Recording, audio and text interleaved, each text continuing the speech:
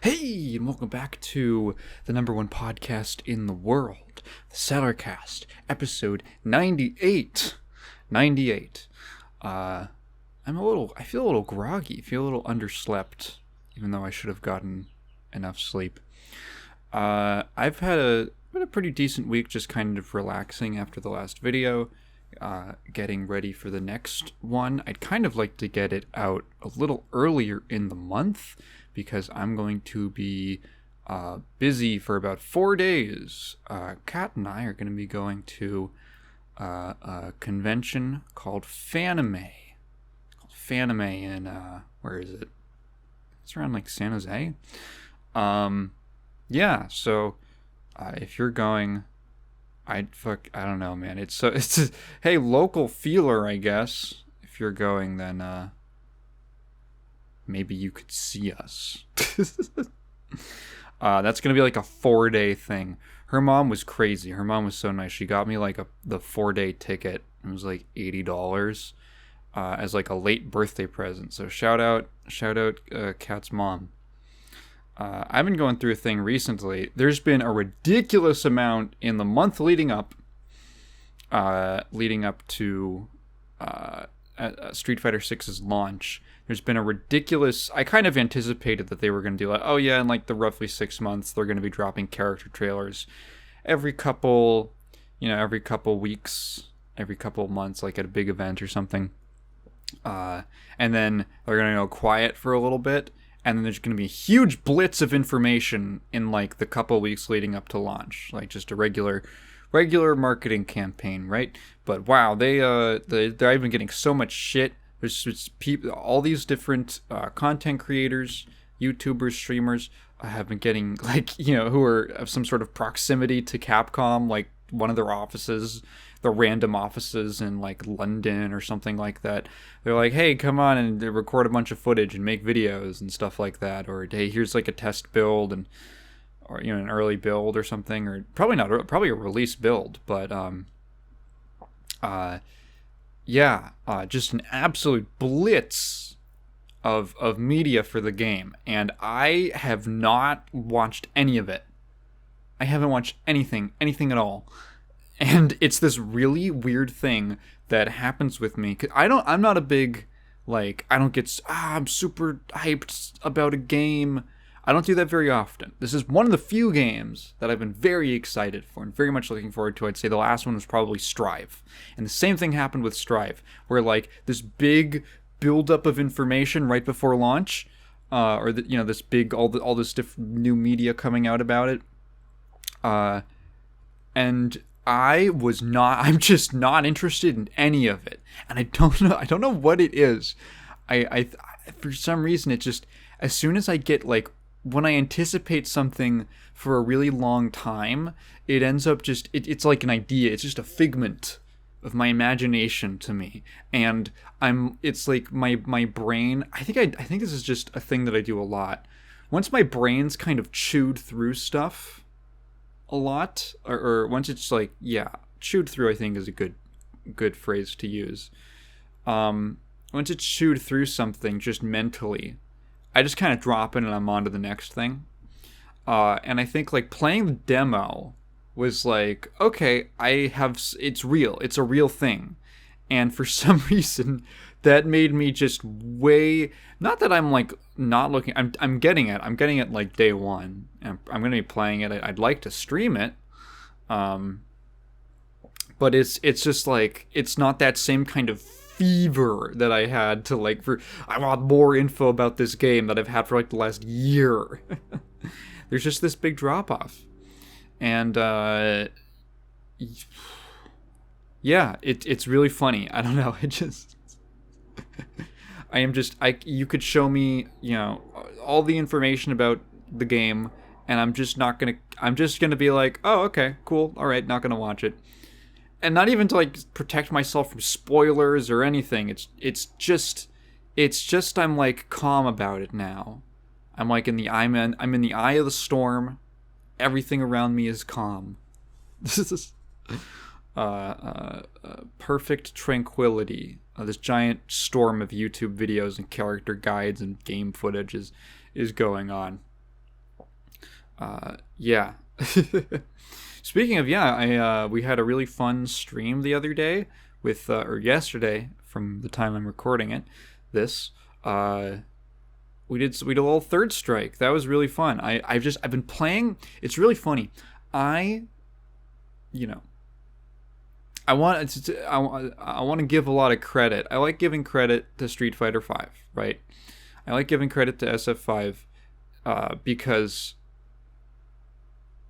it feels like everyone says the exact same thing about it. Of like, yeah, it had a bad launch, but it's like good now.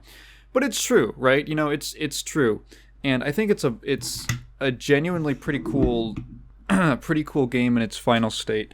And I want to give it specifically. I'm trying to plug my phone.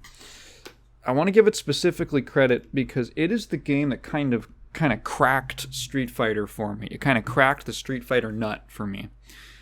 I had always been so like the first fighting game I ever played was technically it was Dissidia that I actually played. I owned like Brawl as a kid, but Dissidia was the first game like fighting game that I guess we're getting closer to something like Street Fighter. Not really, to be honest. But then really it was Skullgirls. Skullgirls was like the first game I ever really tried to learn. I actually sat down and tried to learn. And it was from like Skullgirls to Guilty Gear. That was like my pipeline. And then I had always tried to I wanted to like Street Fighter. I wanted to like one of them, and I just couldn't. For the longest time, I could not get into the series. I was like, I tried like the alpha games. I didn't like them. I tried Third Strike, just free on Fightcade. Didn't like it. I didn't like, there's too many half circles. I don't like links. I don't like doing it. But it was frustrating because I'm like, there's so many things that I think are cool about the series, and there's so many characters that I like and all that. But from a gameplay perspective, I just couldn't get into it. And then for some reason, I started watching Brian F videos, and I was like, he actually makes this game look pretty fun. And that's why I bought SF5 and I played it, and yeah, I mean there were things that I didn't like about it, things that I thought were bad experience-wise, like having most of the roster locked behind DLC, which is like, oh yeah, the final version, it's got a bunch of characters. Honestly, I would recommend just getting the full version. Don't even bother getting the base version, because there's such a bad feeling associated with like 90% of the roster being DLC. It's not literally 90, but it's I think over half at this point.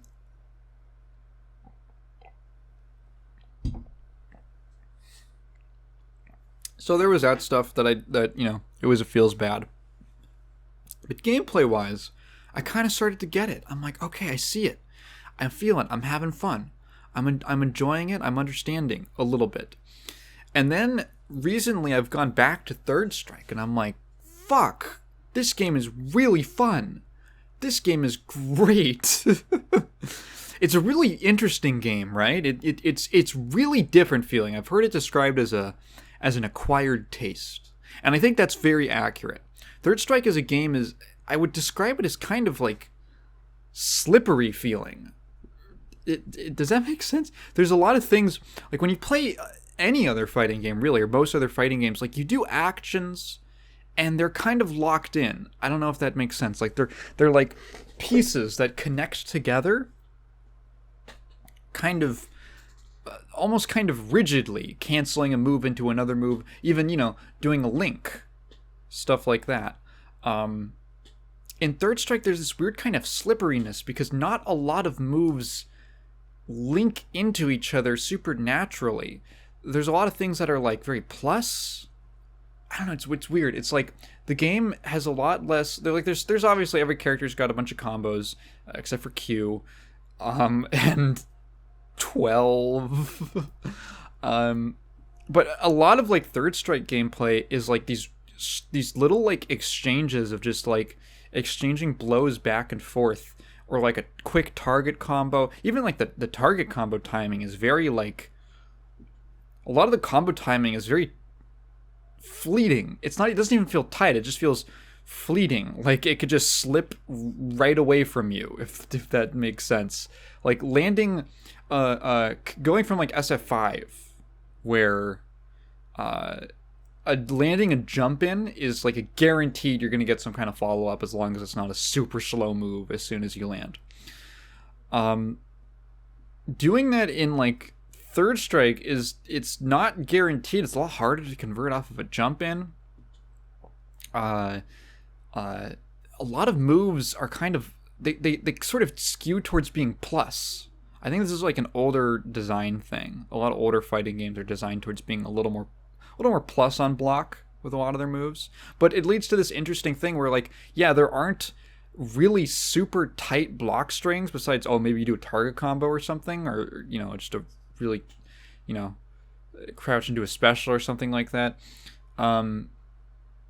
There aren't like really tight block strings, so a lot of stuff kind of ends up being like frame traps. There's like it feels like there's just goddamn frame traps everywhere, which I think is sort of like the point of parrying, or that's like parrying is supposed to be like a solution to that. Obviously parry is designed to do a lot of things, but I think one of the things it adds is like, oh yeah, you're going to be taking a lot of pressure, that's like really scary and risky, but if you like parry it, you could completely turn the situation around. And that's like, it's really interesting. It's got a really interesting flow and feel, and once you kind of acclimate to it, it's really fun. It's really fun. And it was great playing with people. It was great playing with everyone yesterday. It's a really fun game to just like run sets with people. Just to run sets with people, even people who are for the most part beating me. My God, running first to fives with people in the Fight K lobby was so goddamn fun. That was not what I streamed. Mostly just did like first to three, but those longer sets, I played a really fun one where it was like a first to five. The first 4 games, I lost to this Hugo player. I'm like, how the fuck do I fight Hugo? And then he asks if I can like reset the game. I'm like, sure. And then he starts changing character. He switches character, and so he starts like just switch every single game. He starts switching a character. I say every single game because I started winning, which was like, okay, yeah, like what he switched to, like, I think Sean, and then like Alex and Yun. It was SA1 Yun. Which is, I was like, oh, okay, all right, sure. And I actually started winning, and part of that was that he just didn't know. He just was not able to play those characters as well as he could play Hugo. Not necessarily that I was super good at fighting them as Dudley, but it was actually like, oh, I actually like won 4 in a row, and it was set point, and we were at like game was that 9, and yeah. That was he switched back to Hugo at like the last game, and then like 2-0'd me, and it was like, oh yeah, of course. But I was like, oh wow, this game is fun as fuck. It's just fun as fuck. I don't know how else to describe it. Like I do like a long session. I'll do like a long play session of like 2 or 3 hours, and then I get off, and I don't feel like I'm kind of tired, like mentally. And, you know, I've been sitting for a while usually. But I have that, like, it's like that exercise burn. It's really interesting. People describe, like, this, you know, when after you exercise, you got that burn in your muscles. Personally, I actually get that a lot when I write. I get that when I write, like, not like in my muscles, but, like, inside, there's, like, a kind of burning, like a nice burned feeling. I don't know how to describe it. It's just like this internal thing, and I feel the same way after I get off of a long set of Third Strike. It's really fun. My ideal, I would love if there was like, if it was like an anniversary thing, it would take forever because it's like 97, right? 97, 98, 99 were the years that SF3 was released in each version. I would love for there to be like not a Third Strike collection, or not like a Third Strike re-release, but like a Street Fighter 3 collection. I think it would be great if they gave it the I think Hyper Fighting was the one that SF2 got. Just give it like it's all of the Street Fighter 3 games, New Gen, Second Impact, and Third Strike, with like version select where you'd be able to play different versions of characters. You could play like, you know, Second Impact Sean versus Third Strike Chun-Li for funsies. And then, like, really, I think the reason I would like that is just I would want them to include like every stage and all the music from the first two versions of Street Fighter 3, because man, so a lot of people don't realize this. One of the reasons that SF3 was a commercial failure on release, well, there were many reasons for it, but one that isn't brought up very often is the game wasn't on consoles until Third Strike. Third Strike was the first version when New Gen came out in 97. This is still like PlayStation 1 N64 era. It's late into it, but it's still those consoles, right? It wasn't until they literally, everyone always, you know, they at the time they clowned on 3 because, oh, it's so antiquated, it's sticking with these old pixel sprite graphics. Which is, it's not like the groundbreaking visuals, the timeless visuals of Virtua Fighter 1. And now, of course, SF3 has aged tremendously compared to a lot of 3D games of that era.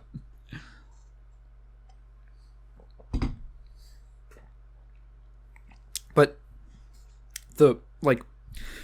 the game was so high resolution. Like the sprites were so big, they had so many frames of animation. I mean, like, look at Elena's idol pose.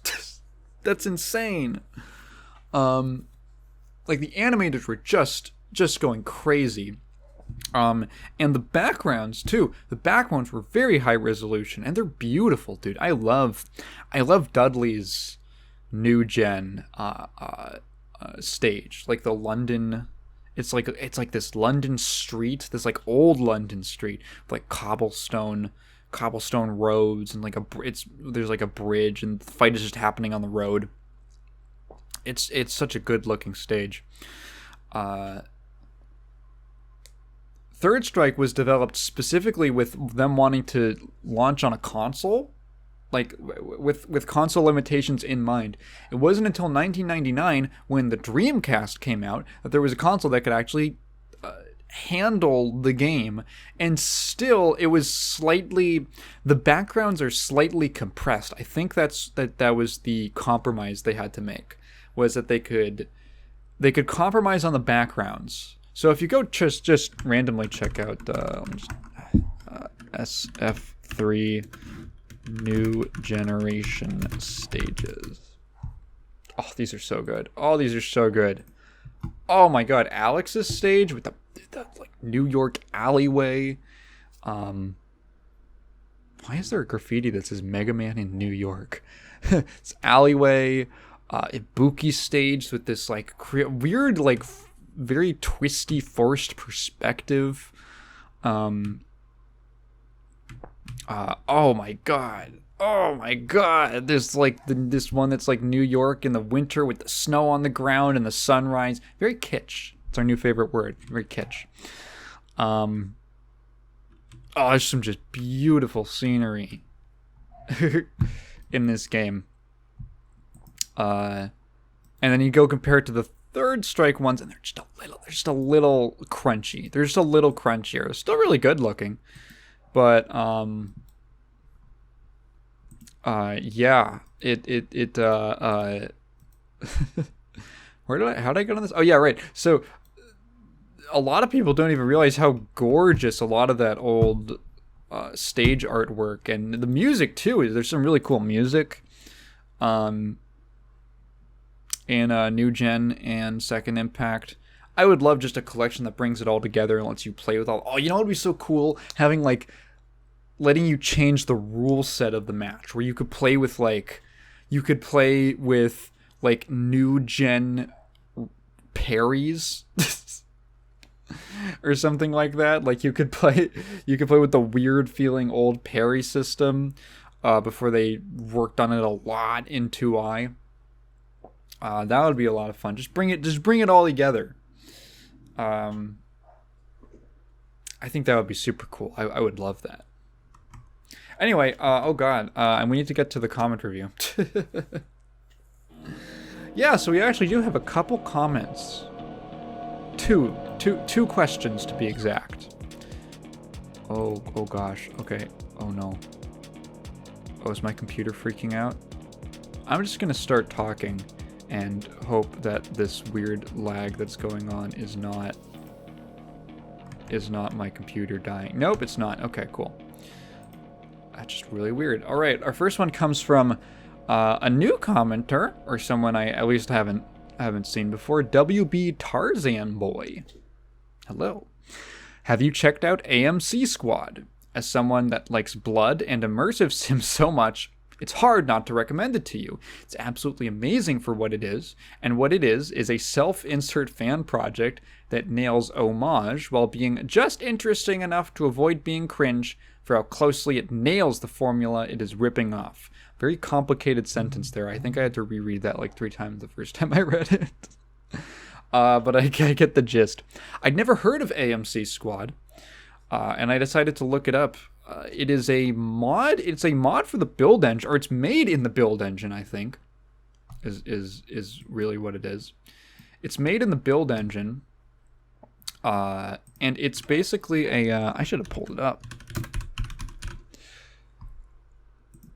Yep. It's made in the build engine. It's some kind. It's like it describes itself as it's on ModDB, so that's where you have to download it from. An epic story-driven FPS running on the build engine. It combines gameplay mechanics of retro shooters with aspects of modern titles, complete with a story-driven narrative that spans over several episodes. And I was looking just like screenshots and stuff, and it seems like there's like a bunch of different playable characters with like different mechanics and a bunch of different there's like 3 episodes right now. Like a 4th one. There's like 3 or 4 4. They say 4+ separate episodes, more than 30 hours worth of content. I'm actually really curious to play this now because I do love me the build engine. The build engine's really funny because I think John Carmack described it as like he took one look at it and he said that it was held together with like duct tape and chewing gum or something like that. And he's absolutely right. He's 100% on the money. It is a janky, weird, fucky-wucky engine. But when you play a game from developers who know how to use it, oh my god, dude, it just sings. It's beautiful. When you go play, Duke 3D, Shadow Warrior, Blood, those are the best build engine games. Or hey, for a new example, Ion Fury. I almost said Ion Storm. Ion Fury. Another great example of like a modern build engine game that's really solid, and you're like, holy shit, this engine's crazy. It can do some really cool things. Yeah, so I have not heard of it, but thank you for recommending it to me. And once I'm done with, what do I need to play? I want to finish Prey. If I have time between Prey and when Bolt Gun comes out, which I probably will. I'm pretty close to the end of Prey. I think I'm close. Ooh, my neck. I will check this out. I didn't have anything else like that I wanted to... That's out so far. That's out yet. That I had on my list.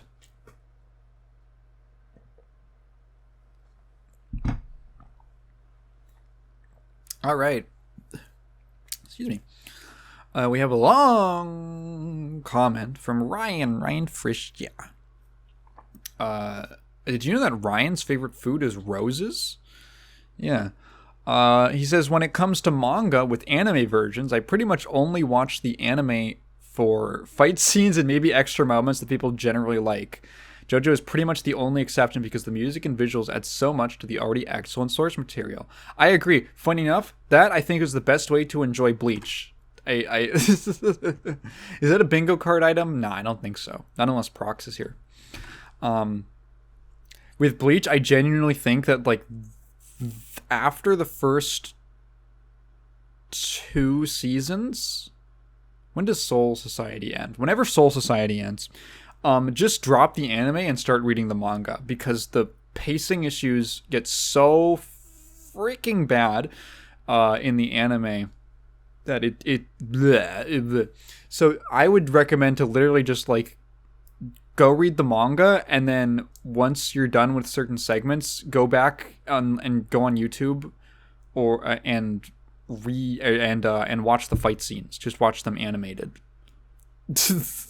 Like that's it. And JoJo also is really good as an example of something that actually adds to the source material pretty substantially, where they got pretty extreme with it, starting with like the Part 5 adaptation, the Part 5 anime, where there were entire scenes added that that were not in the original. And again, JoJo has no reason to do filler. There's absolutely no reason to do filler because the stories are basically already complete. Excuse me. Just adding scenes that were not in the manga that actually like improve the story. Like Part 5 actually has some interesting differences from the manga. The anime has some interesting differences from the manga, but I think all of the changes they made were things that made the story much better. Not to say that Part 5 isn't already good. It's like my favorite part, but yeah, like scenes that are technically filler, but oh wow, this is like really good. This is it, and on it actually feeling like something that would be out of the original. I remember the scene where the car explodes out of that guy? That was anime original. That feels like something out of the manga that Araki would write. I wouldn't even be surprised if Araki had, because I know he works with the anime staff to some extent. Like I think he decides on the color palettes for the characters, because remember JoJo as a black and white manga has no set in stone color palettes for any of the characters. It's just whenever Araki draws in color, it's just whatever colors he feels like the characters are that day, or for the emotion of the piece or whatever. I wouldn't even be surprised if some of those scenes were ideas that he wanted to do in Part 5 that he couldn't because of whatever time restrictions or deadlines, whatever, something like that he like passed on to them to include. When you Googled Criterion Collection for games, it gave you games that the studio called Criterion worked on. I didn't realize Criterion, that the Burnout games were made by Criterion. Just really funny. I know Digital Eclipse talks about how they like to present their games as Criterion collections with music and art galleries. The Atari collection is insanely interesting because it's interactive history timelines, developer interviews, archived commercials, scanned merchandise and memorabilia, modern remixes of games, I think an unreleased game or two, that's really cool, and emulated Jaguar games, which is so hyper niche and stupid. I love it. I do love that. I didn't know that it had that. That's really funny. Honestly worth the price tag. So much first-hand history and admittance that their company fucked up and flopped many, many times. Tim Curry is Nigel Thornberry. I had no clue. That's really interesting. For like the whole like TV series too. I wonder how much he asked for. I find it insane how a producer at Nickelodeon read a comic called Johnny the Homicidal Maniac and thought it should be on a children's network. Actually, not entirely true. Technically, they discovered... I'm such a fucking nerd. Whatever Nickelodeon executive that contacted Jonan had discovered him through Squee, which is a spin-off to Johnny the Homicidal Maniac, and is dark and weird, but it is not about like straight up murder. Graphic on-screen on-panel murder. And honestly, if you go read Squee and you think about like, we want to make a slightly edgy, weird kind of dark show, or something a little offbeat to distinguish our network. Yeah, that actually it makes more sense than Johnny the Homicidal Maniac. It reminds me of MCR to some degree. You listen to their first album, which has songs about prostitution, drugs, suicide, and vampires that sound like they were recorded in a cement box, and wonder how this band went mainstream. I don't think I ever watched the show when it was new, but the show was reran to hell after it got big on MySpace and later Tumblr. I've heard Prey 2017 described as a single-player prop hunt. Yeah. That's a funny comparison. Looks very fun. I should eventually check it out. You should.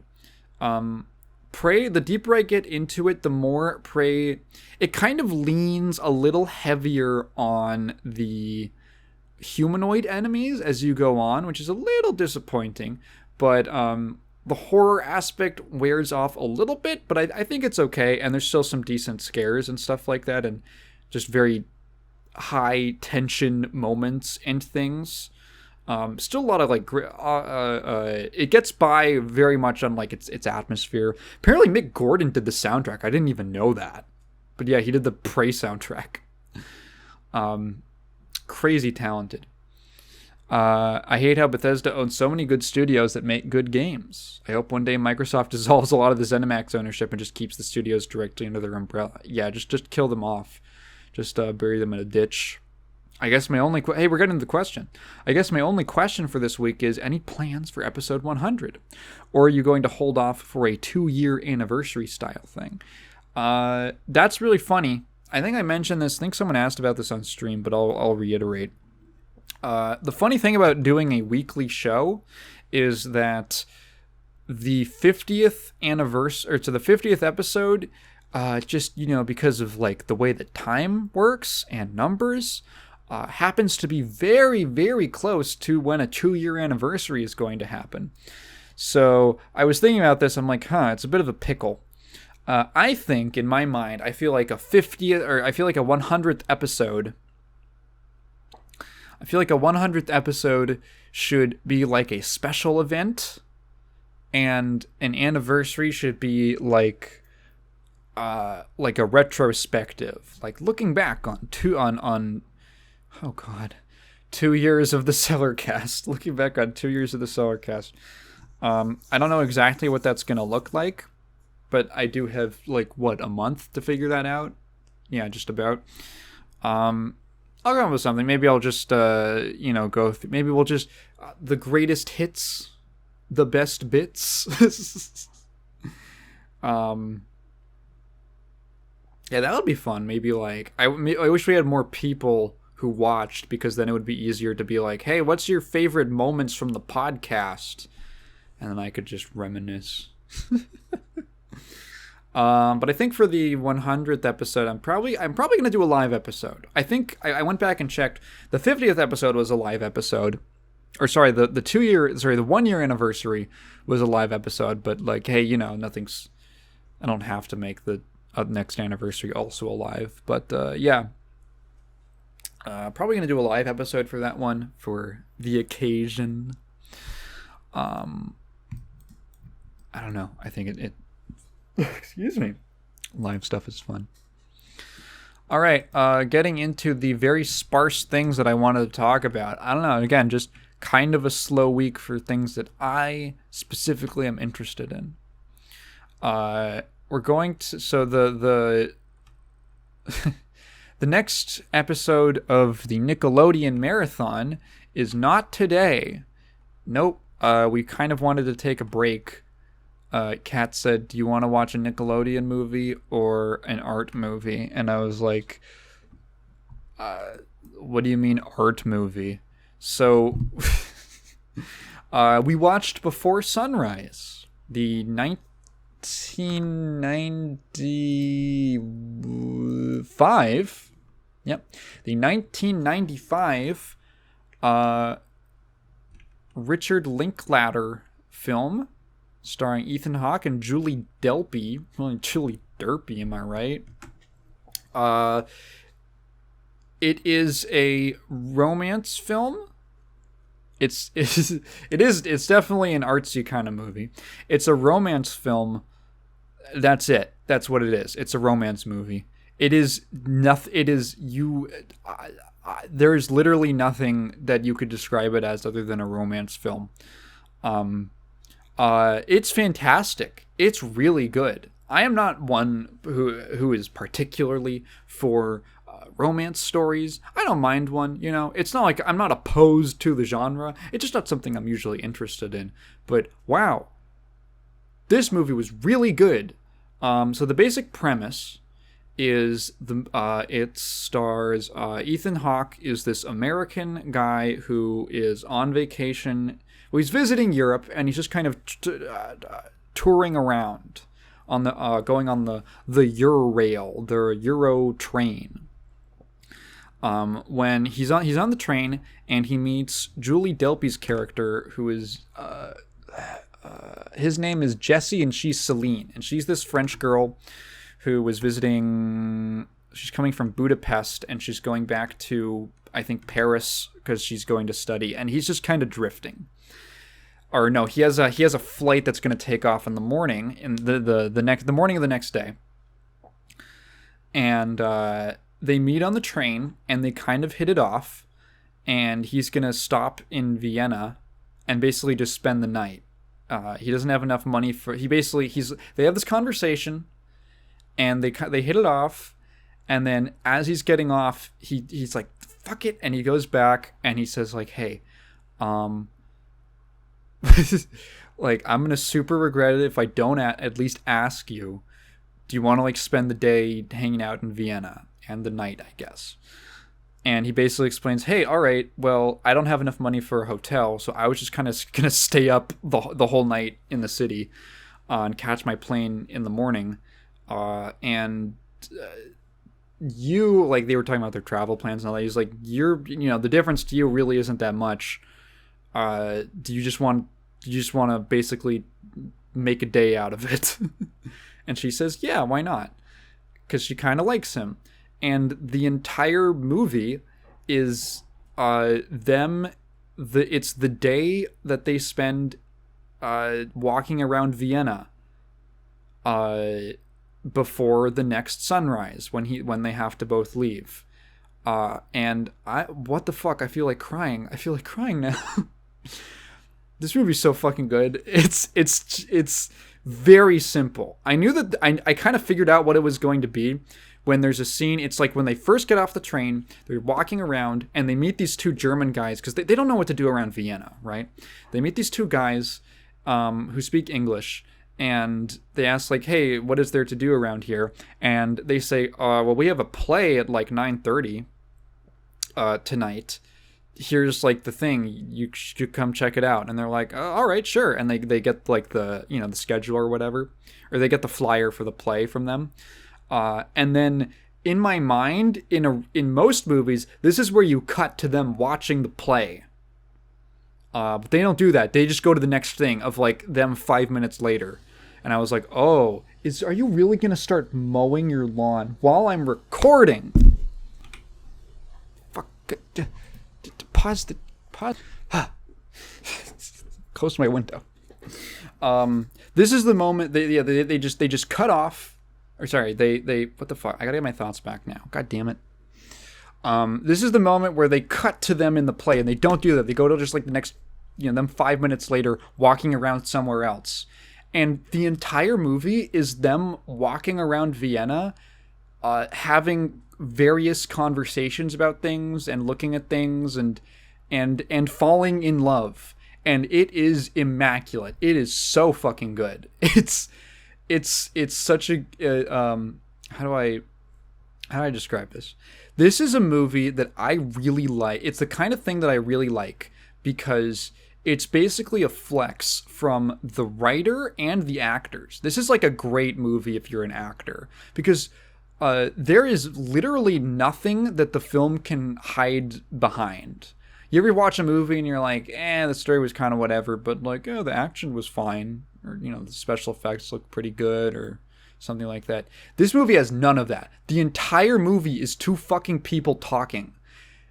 If the dialogue is not amazing, if like the dialogue isn't good, the movie doesn't work. If the performances aren't convincing in the slightest, the movie doesn't work. It completely falls apart. And the two aspects that needed to work, they completely nail it. This was written also by Richard Linklater, co-written by King Crimson.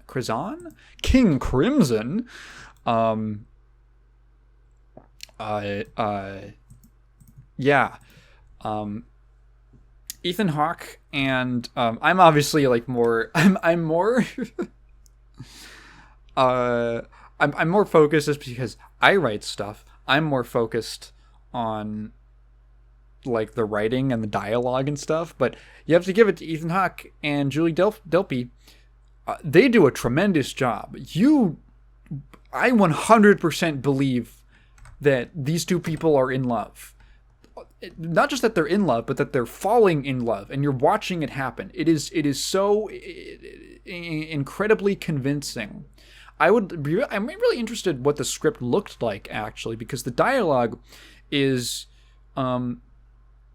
it's constructed, but it's kind of it's naturalist. It's fairly naturalistic in the sense that like, how do you describe it?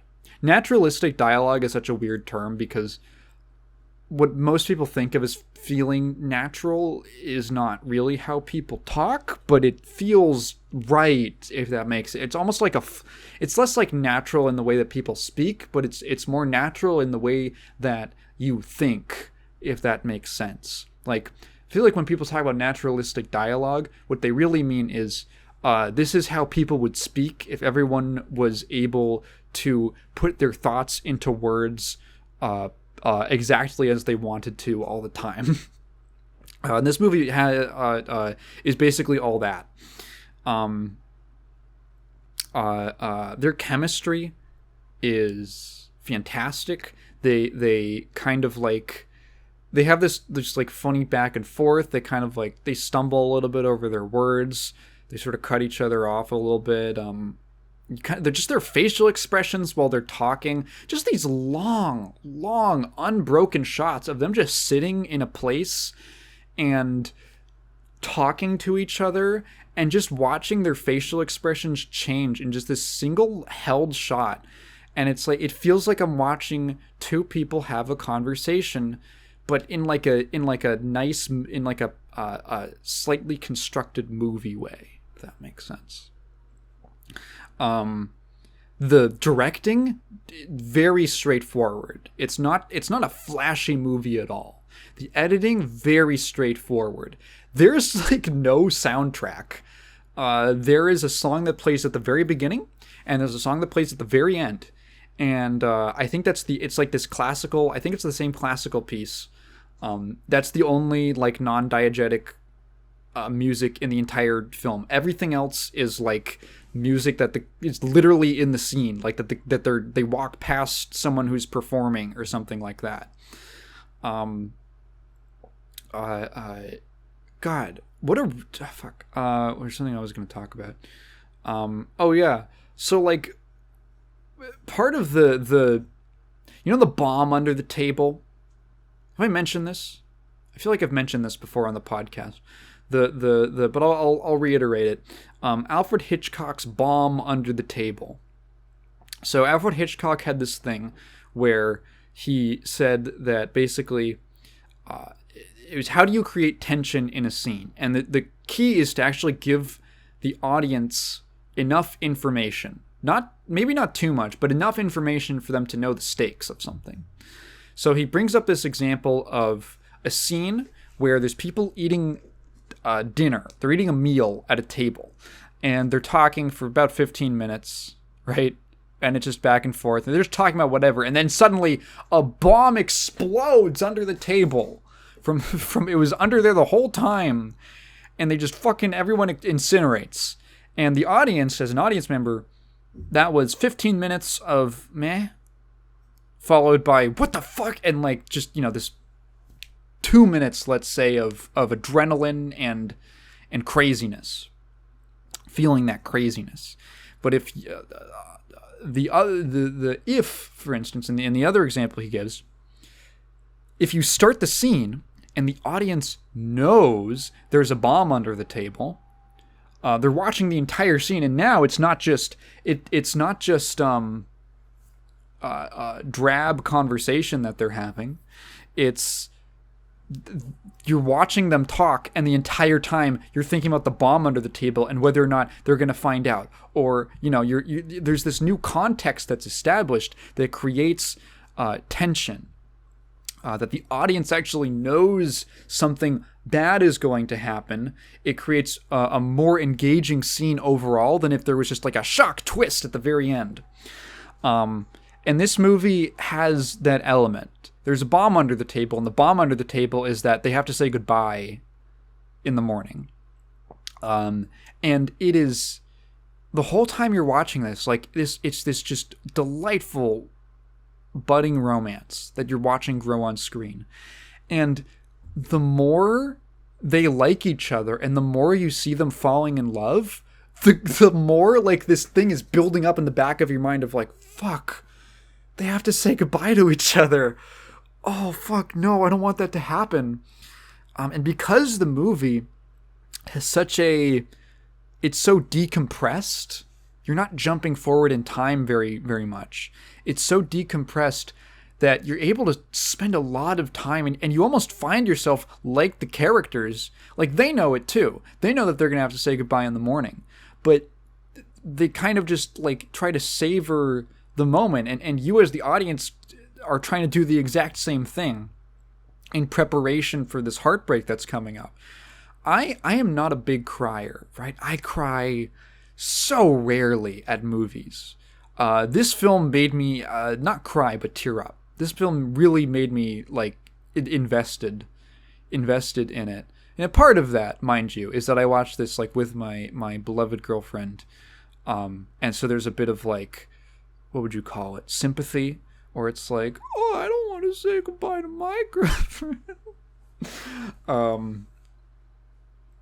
So that probably enhanced it a little of the person I was watching it with.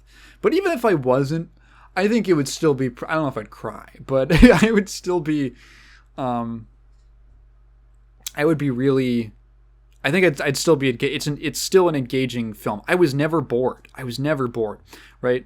What did I mention about, I was thinking about, I think I've talked about something about how like, a thing where you have to be really good at writing dialogue. What was I talking? I feel like I was talking about a movie in like a couple episodes ago, and like in order to it was Tetris. I was talking about Tetris, right? Like I could envision you making a film about Tetris, about that story, where most of the movie was negotiations between the characters, right? Between the key players in that deal. The problem is that you have to be really good at writing dialogue. So that's why the movie has to like cover it up with like all this weird shit, right? As like almost like a crutch. Maybe that's like a hard way of looking at it, or a harsh way of looking at it. But Before Sunrise is like the opposite of that. There is no crutch at all. This is again, like I can't stress this enough. It's a film that only works if the dialogue is good and the acting is good and the dialogue is written impeccably. Like it's these two real feeling characters who have like real motivations, and they respond. They have like goals or lack of goals in Ethan Hawke's case. They're like able to like articulate themselves pretty well, so you get an idea of who they are and like what are their formative experiences and all that. And like these really fleshed out characters that you're seeing kind of like what would you call it? What's the word? What's the word? Be revealed before your eyes. Yeah, I can't recommend that enough. Really great movie. Also, not very long. We were kind of it's like 130 minutes or something. How long is it? I have the Wikipedia up. Oh, 101 minutes. No, I'm not even. Yeah, it's 101 minutes. It's just like regular feature length. Excuse me. There are three films. There are three films in the series. It's followed by Before Sunset, and then finally Before Midnight is the last movie. And wow, that came out. Wow, so the first one was 95. Before Sunset was in 2004, and Before Midnight was 2013. Wow, that's a long gap.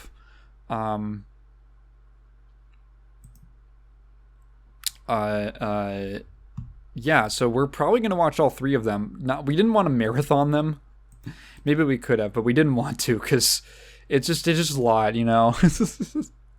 After watching the first movie, I was pretty content. I was happy. Yeah, Before Sunrise. Even if you aren't super into romance films, this is a good one. This is a really good. It's just a good movie. It's just a good movie. Let's see.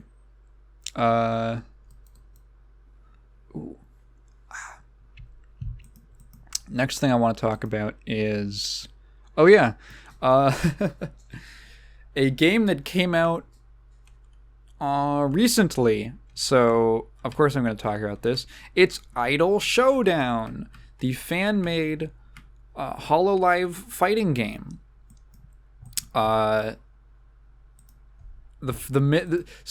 It's funny because this was like something sometimes I'll just randomly see a comment, and I've seen this comment over the years of like, wow, it would be really fun to have like a HoloLive themed fighting game, which is because fighters as a genre are like extremely character focused. Like if you want to make something that's like about us, focusing on like the characters are kind of like the central role in like expressing their personalities and stuff. Fighting games are kind of like one of the primo genres for that. So obviously when you have a bunch of very popular personalities, it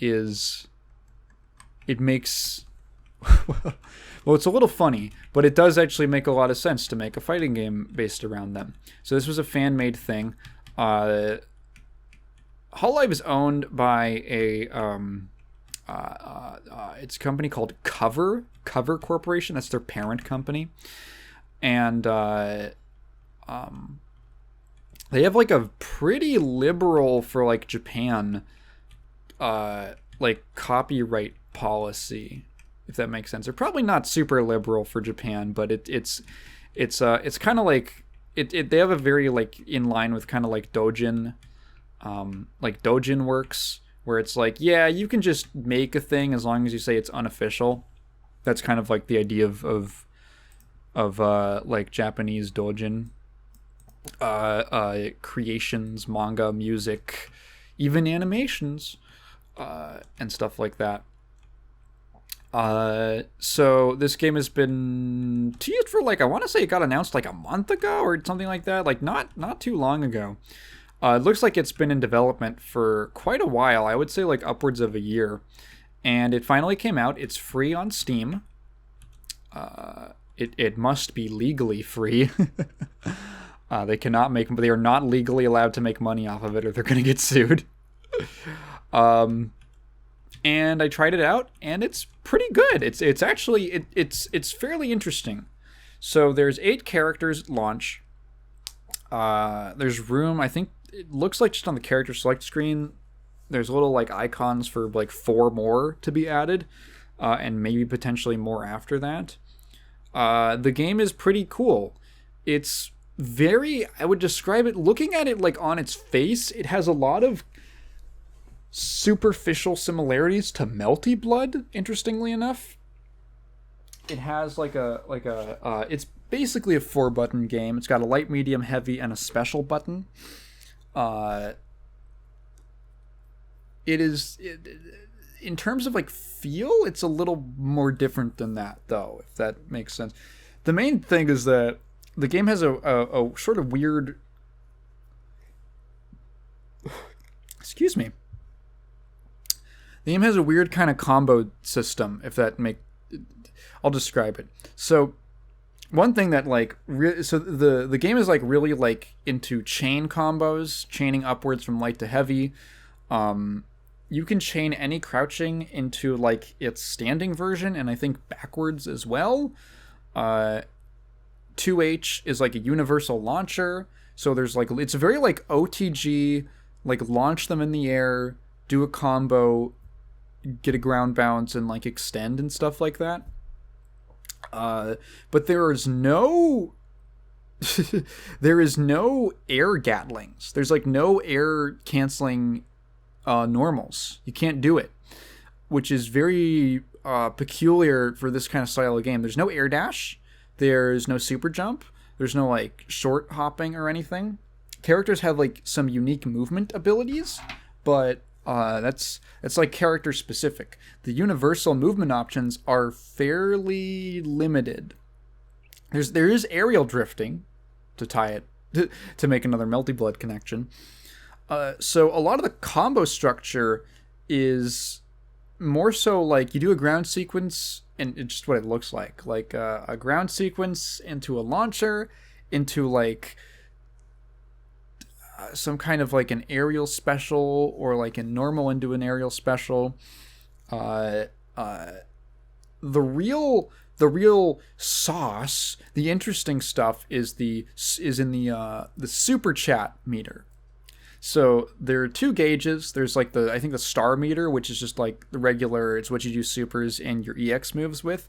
It's also like Melty in that the heavy versions of every special are like the EX powered up version that have like a big like super flash type animation. But you have this other bar called the super chat bar, and what that is used for is special to special cancels, which is really interesting. Typically, there aren't. I'm trying to think of games that have special to special cancels. I guess technically, like anything with a Roman cancel type mechanic has that. Like Blaze Blue or Guilty Gear or one of those. But in this game, it's like anything. It's a universal system. Any character can use it. But it costs about a bar of your super chat gauge, which I think fills up over time. And also, here's the other thing, by performing special move motion inputs. So this game, I think they knew that they were very cognizant of the fact that a lot of people who didn't play fighting games would probably check this out because just the Hololive thing. And so they kind of aimed it to be a little new player friendly in the fact that there is, what would I call it? It works the same way as something like DNF Duel, where you have like a special button, and then you do that plus a direction, and it gives you different special moves. So all of the characters, so first of all, there are full motion inputs, and they're all just quarter circles and down downs. It's quarter circle forward, quarter circle back, and a down down, and then some characters have air specials. Move lists are not particularly long. As far as I can tell, there's no like half circle or anything like that, or DP motions. None of that. Quarter circle forward, quarter circle back, and a down down.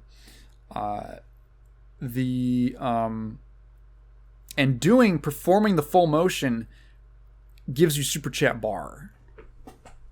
So there's like a slight handicap. It's like this weird trade-off. Like, yeah, you can do fast specials, but also you don't get this resource. I think that's how it's supposed to be designed. I don't know how successful that is, like in practice, because I say everyone, but we'll get to that in a second. Most people who are acquainted with the genre are just going to be doing the motion inputs. As soon as I realized that, I did not even touch the special button. There's a few characters who have like moves that it can only be done with the special button. But outside of that, I was not using it at all. Just do the motion. The game has a very generous input buffer, like really generous, too. I think part of the reason for there being no... This game has some potentially really scary pressure. So I noticed that, like, whoa, really quickly I saw, whoa, every single character has a really easily done instant overhead. If you just do, like, jumping light, you can do that really fast off the ground. Really fast. And, I mean, instant. And you can't really convert off of it, is the thing. Unless you use the game's other big mechanic, which is the assists feature. Or what's really more accurate is it's a King of Fighters 2000s era striker system. So this was kind of their way of like including other HoloLive members without having them be full-fledged characters. Is just including them, which funny enough I think is the same reason why it appeared in KOF initially, was having them be these optional assists that you can call in to do. I think everyone has like two different assists. There's two different assist calls that you can perform in game. You don't have to choose between them like Marvel or something. And I've seen setups where you can do an instant overhead and on reaction cancel it into assist call, and the assist is immediate, and certain assists just do damage, and you can actually just get like you can get an instant overhead with a conversion, which is really wacky. Part of what I think sort of brings it in check is that the game also has... Hey, we're talking more about Melty Blood.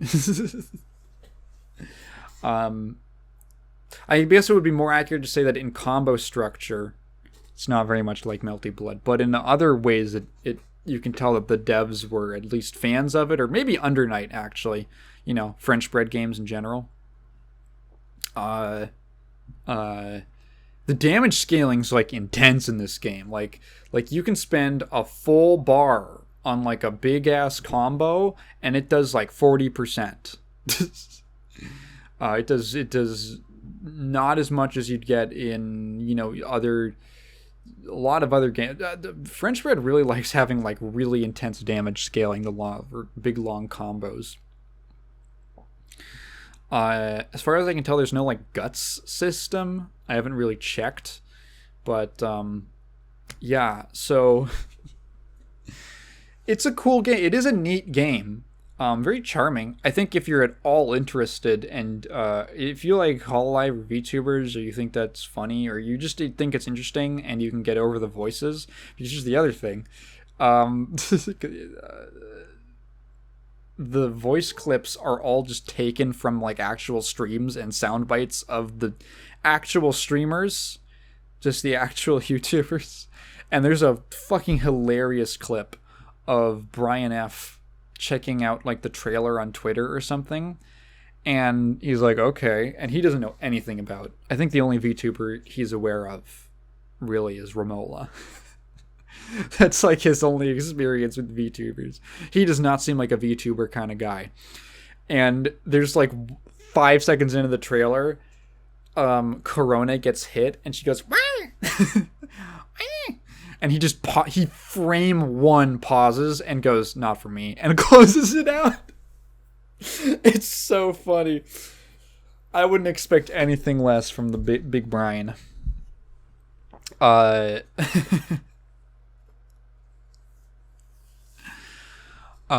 if that doesn't bother you, I guess honestly a lot of anime fighters have that thing where like, what was that? Noelle from Type Lumina sounds like a seagull every time she gets hit.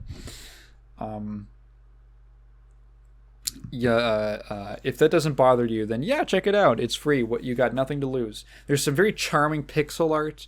There's I think most of the music is actually just Hololive songs or slight remixes on them. Um, Tons of references. This is one of the other fun things about playing fan games. Like back when I played Hollow Cure.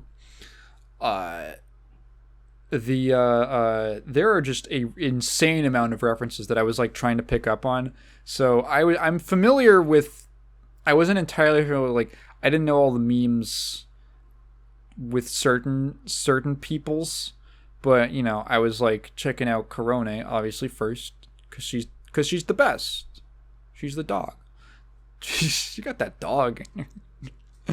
And there's just like kind of a fun. This is my Mario movie. This is my This is my version of the Mario movie for people who are bigger Mario fans than me. Does that make sense? Because I'm like, yeah, of course she uses the boxing gloves because she does boxing in real life. Just like a really funny little detail. Because she's like this cute little dog girl, and then also in real life she's like a apparently super fit like boxing. She's been doing it for like years. Or like, oh, her medium, her like 5M is I was like, what is it? She like spills like a tray of like some kind of a drink, and I didn't get it. And I was like, huh? What's the ref? And then I was like, oh, it's the Picky Piimon. Trying to explain the fucking Picky Piimon is so hard because it doesn't even really make sense. Corone has this thing. Sometimes she'll stream and she'll have by her character model, she'll have a little drawing she made of like, it's I think she got like a custom art for it eventually. It's a pepper in coffee, and it comes from what the fuck was it? This was like 2 or 3 years ago, where she was worried that when she was playing certain games that people would judge her for not being good at them, and she didn't want people to backseat her or yell at her in the chat. So she created this little character called Picky Piimon, which is like sparking pepper, and it's supposed to be this like little pepper, and what the fuck, you're supposed to direct your anger at the pepper in the chat instead of her. It like doesn't make any sense, but she just keeps it by her as this like thing when she's worried that people are gonna get mad at her for being bad at a game. It's like, I don't even know how to describe. I don't think she even was ever able to like really describe it in ways that like terms that made sense. But it's the Picky Piimon, and she's spilling it in her medium attack.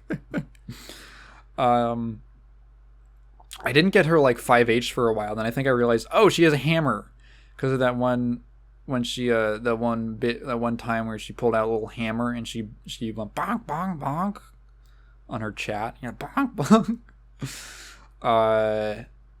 What else? Oh yeah, she has like a baseball bat because she loves baseball. Like an old man. Old Japanese men who love baseball. And Corone. Just like fun little references like that. Oh, there's like alternate colors that are references to other Hololive members. Of course, Corone has an Okayu color.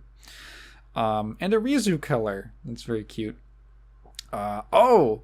Coco, who is one of the VTubers who I think actually like really broke a lot of the like language barriers and stuff like that. She was the orange hair dragon VTuber who you might remember. She left Hololive about a year ago. I want to say, fuck, has it been a year? But like she's like a grappler. She is still beloved, and she's Kason now. She's a Kason on air. That's her current modern persona. Or the name that she streams by. I think she's in like V Shoujo. And so in this game, Coco she's a grappler, which is pretty funny. And just there's like one of the things that I think everyone universally loves in fighting games, which is moves or things that have like different variations or animations for every different character that it's used on. So like Coco has a command grab. She has two different command grabs where she picks up the opponent and there's like a blank white square will appear behind her and she'll throw them into the square and they'll turn into like a meme. They'll turn into like a little image. And then she'll do a clap and they'll pop out of it and take another hit of damage. And which is a reference to the fact that Coco used to do the Hololive subreddit meme review. I loved those. Those were really fun. Where she would do these things. She would do these streams where she would go to the subreddit, which previously no one had really acknowledged because most Japanese people don't use Reddit. It's not very popular in Japan. It was kind of like a mainly English community, but she, because she's bilingual. She's from the US of A. She's from fucking Georgia, which is really funny. And you can like hear it in this weird accent she has. She would go on the subreddit and then just pick out memes that she thought were funny, and then it evolved into her bringing on Japanese members and trying to explain English memes to them, which is really funny. Those were good times, man. Every Saturday I looked forward to it. The Coco meme review, or sorry, she called it the shitpost review. And she has a move homaging that, where she throws you into a meme, and every single character has a different image. They have a different meme that they turn into. Some of them have two. They have as many as two. Some of them I think only have one, but others have two different ones that you can get. And some are, I think, there's like a Suisse one that's like really rare. It only shows up like once every 10 tries, once every 10 times. Just like these fun little, oh wow, they really care. There's a lot of like loving little references and things like that. Of course Coco has a move that's like that hits OTG and she shoves a butt plug up your ass because of that one thing that she did. With the butt plug.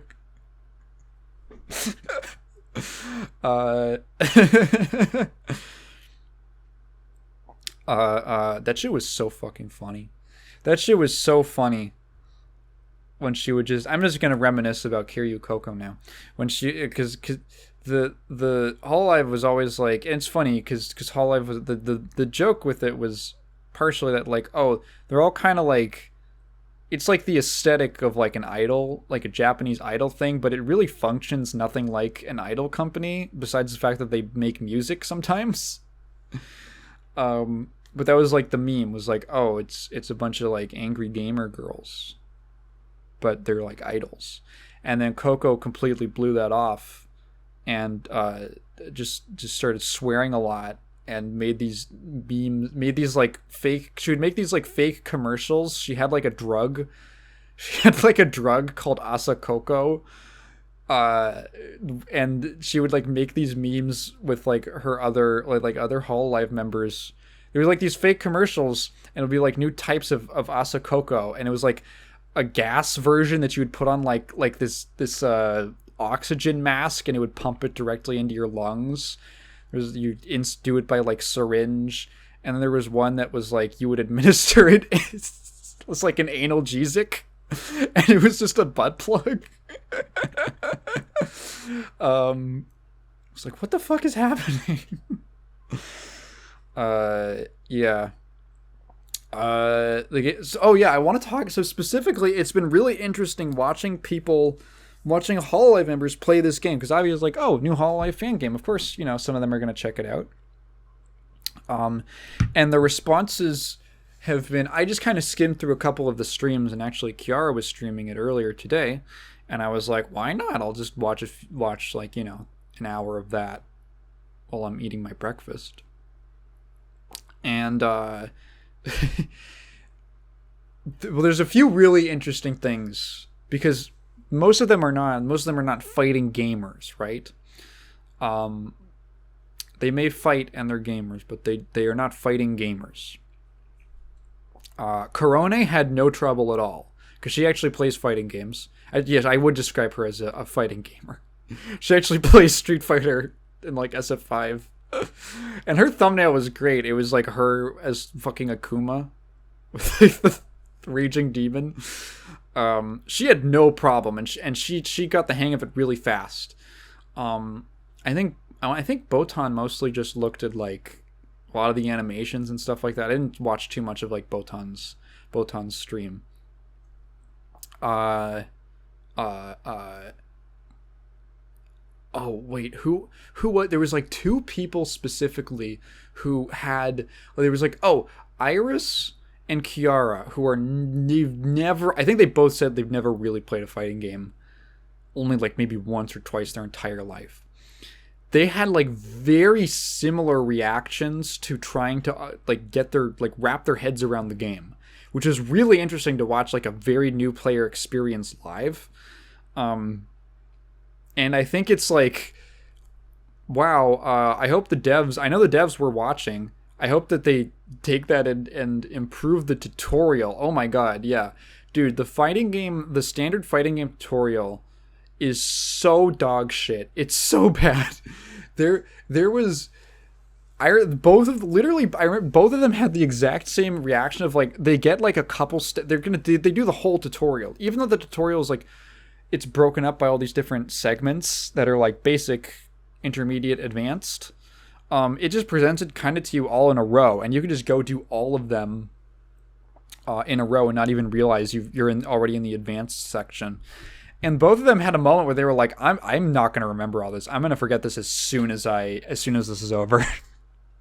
It's trying to explain so much shit to them, just so much. It's like, okay, it's trying to explain like the basic movement and blocking and the chain combos and system mechanics like the super chat cancels and the like EX moves and supers and high-low blocking and all this and like overheads and like it's just way and like how the assists work and there's like a billion different like buttons and button combinations and like what makes it and the whole time they have to be like okay because I think both of them were playing on like controller on like gamepad.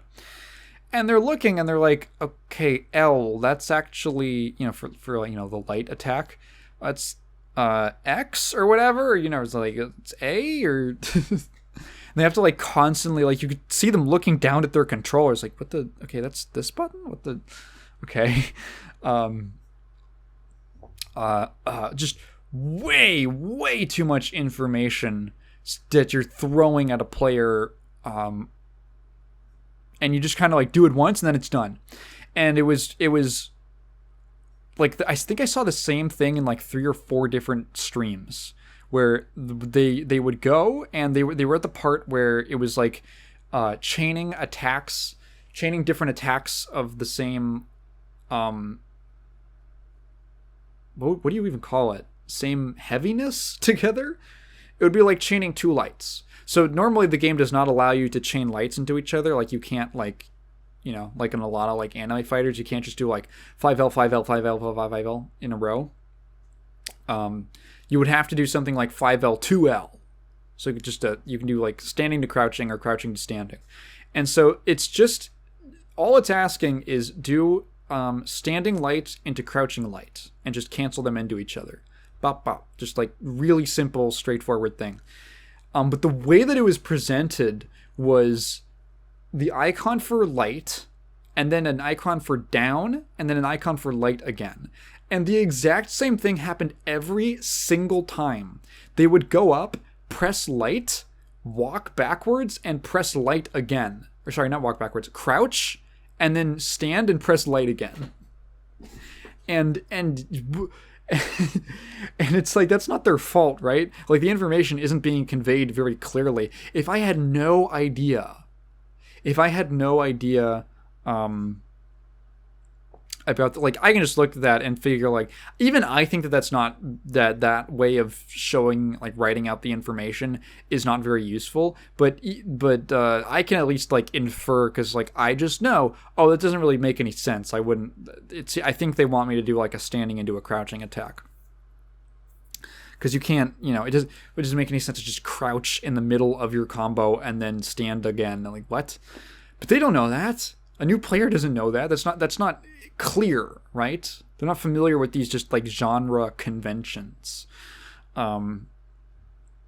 And then eventually they would figure out, oh, it's you hold down, you hold down, and then hit light, 5L2L. And you only do it one time, and then it's on to the next thing, and then it's just, it's like way too fast. And it's not how you teach. It's not really how you teach people new skills. Like, this isn't the edge method. Don't worry, it's not a sex thing. The edge method was a thing we learned in Scouts. It's a method for teaching people a new skill, and it stands for explain, demonstrate, guide, enable. And it's basically, we want to teach something like, hey, you want to teach someone how to tie a knot, right? So at first, you sit them down and you show them, okay, so this knot is we're doing the square knot. So the basic premise of so the reason you want to do a square knot is like this and this. You explain what it is. It's not very difficult, right? So we're going to be doing this, this, and this, okay? You're going to loop it around here, wrap it around there, loop that through that, and then tighten, right? Okay, and then now I'm going to demonstrate it. Okay, so hey, look, just like I said, loop it around here, wrap it through there, loop it back around, tighten. Okay, see? You see that? And maybe you might have to do it like once or twice. Now you hand the rope to them and you say, okay, now we're in the guide section. And you say, okay, I want you to try, just do the exact same thing I did, and I'm going to talk you through it. And you're like, okay, fuck, what's the first thing? It's you loop it around like, you loop it around like this. Yeah, you loop it around like that. What's the next the thing? Maybe they start doing it wrong. You're like, no, actually you do, you wrap it around there. You go, okay, wrap it around there. And then you go through the whole thing until they do it. And they say, okay, I got it. And then the last step, enable, is you let them do it on their own. And not all of these are going to just be like, oh, once each. You might have to guide them through it multiple times. You might have to demonstrate it multiple times. You might have to re-explain things.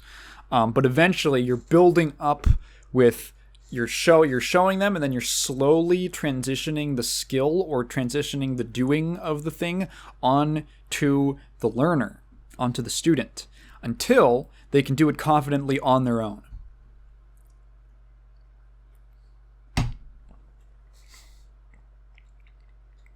I think there's even like there's a thing, some psychological thing that like you don't really get something until you do it like 3 times. Something like that. All of this to say, there are many better ways that you can teach someone the basics of a fighting game. The tutorial in Idle Showdown is not particularly good. And what's funny is that they would do that and then they'd just go back to playing like AI matches, and they would be having a much better time.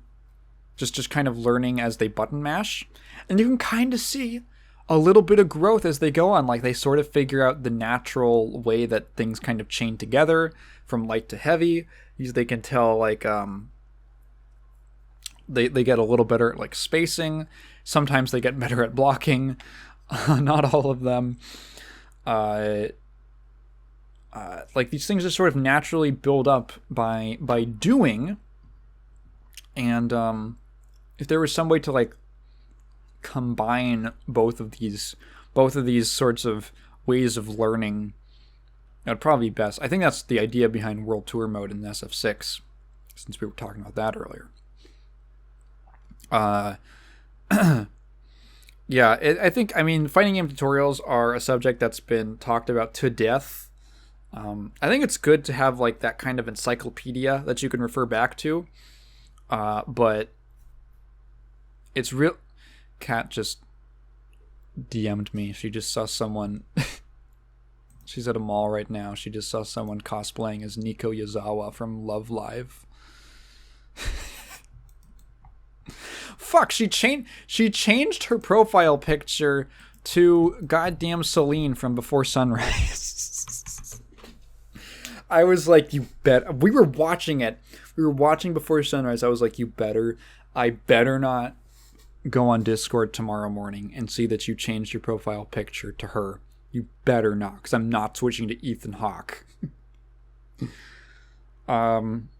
Anyway, yeah, really interesting to watch the new player experience of everything from like, oh, this is pretty, this is like really complicated, to, oh, this is kind of fun when you just kind of like sit down and press buttons.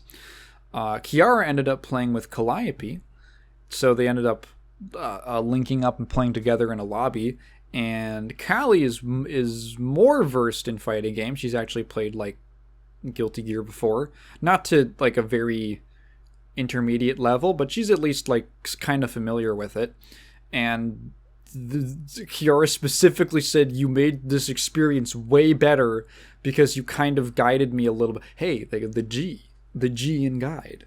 You guided me through this a little bit. Like, she was kind of teaching her how to do motions and teaching her about like high-low blocking and things like that in ways that were much easier for her to understand. And that was neat. Yeah, neat. And unfortunately, you would want it to be in a position where you wouldn't need someone else to like come in and guide a player so that they can hope to understand a game. But excuse me. But yeah, really fascinating to watch. I think if you're curious about watching a new player experience, there's a ton of great information. If you want to do like a scientific study with like the control group, with like the control group, go watch some of those HoloLive streamers playing Idle Showdown for the first time, and just see the experience playing the exact same game. Generally, most of them started out with like looking at the tutorial and all that, and just see like what the actual learning experience is like. Like, it's actually very valuable information. It's one of the things is that when you are really well versed in something, or when you when you're very familiar with a genre or anything in general, it's so easy to forget what it's like to be a new player in something. And so there's things for me, like, this game was very simple to me, like really simple to just pick up and grasp for the most part. I just had to get used to like some of the quirks of how the specific system mechanics work and things like that. But for the most part, I was able to like figure out pretty much everything without looking at like a move list. Or even, I haven't even played the tutorial, and I basically figured everything out just from messing around in training mode. But for someone who's brand new, it's a very different experience. There's a fighting game streamer, Giuna, and he has been tweeting recently about how he's kind of the inverse of a lot of people. He's been playing fighting games his whole life, never really played shooters. And he has a friend who's trying to teach him Valorant. It was Valorant. And he was like, holy shit. I never realized, or he realized he'd completely lost the perspective of what it's like to be a total newbie at something, a complete beginner at even just a video game genre, and how important that is. That's why I think it's good to just, I think it's good to like keep expanding your horizons with just trying out different types of games and stuff like that. I was playing like Age of Mythology recently. It was on Steam. It was on sale for decently cheap.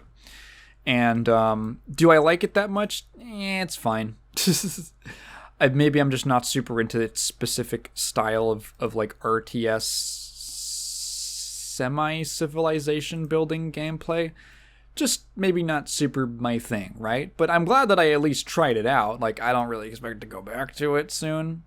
I put about 5 hours into it, and it was about enough for me.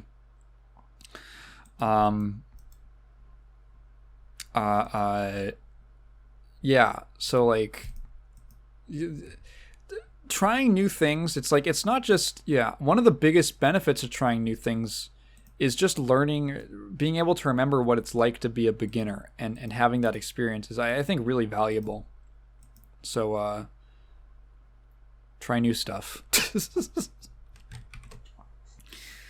All right, my throat's a little tired, and I want to go lie down and maybe eat something. So I'm going to call it a day here. Thank you. I think there's nothing I wanted to check out, right? Yeah. Nothing I wanted to talk about. Thank you so much for... If you've gotten what could I say? If you've gotten this far, thank you so much for listening to me ramble. If you have a question, feel free to leave it down in the comments below, but please phrase it in the form of a question, because I'm not just going to read your thoughts out loud. Check out the most recent main channel video on Big Fish Games. And, yeah,